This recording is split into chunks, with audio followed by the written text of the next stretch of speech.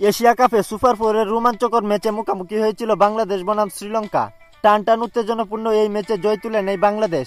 যে শ্রীলঙ্কাকে সুপার ফোরে তোলার কৃতিত্ব দেওয়া হয়েছিল, আজ সেই শ্রীলঙ্কাকে হারিয়ে দিল বাংলাদেশ। এটাই নিয়ম, খেলার মাঠে সবাই প্রতিপক্ষ, কেউ বন্ধু নয়, আর মাঠের বাইরে হলো বন্ধুত্ব। প্রথম ম্যাচে জয় পাওয়ায় বাংলাদেশের ফাইনালে যাওয়ার সমীকরণ সহজ হয়ে গেল। বাকি দুই ম্যাচের যে কোনো একটি ম্যাচ জিতলেই বাংলাদেশ চলে যাবে ফাইনালে। টসে হেরে প্রথমে ব্যাট করতে নেমে শ্রীলঙ্কা নির্ধারিত 20 ওভার শেষে সংগ্রহ করে 168 রান 7 উইকেট হারিয়ে। দলের হয়ে সবচেয়ে বড় ইনিংস খেলেন দাসুন সানাকা। তিনি মাত্র 37 বলে করেন 64 রান। কুশল মেন্ডিসও করেন 25 বলে 34 রানের কার্যকর ইনিংস। বাংলাদেশের হয়ে দুর্দান্ত বোলিং করেন মুস্তাফিজুর রহমান। তিনি 4 ওভারে মাত্র 20 রান খরচায় তুলে নেন 3টি গুরুত্বপূর্ণ উইকেট।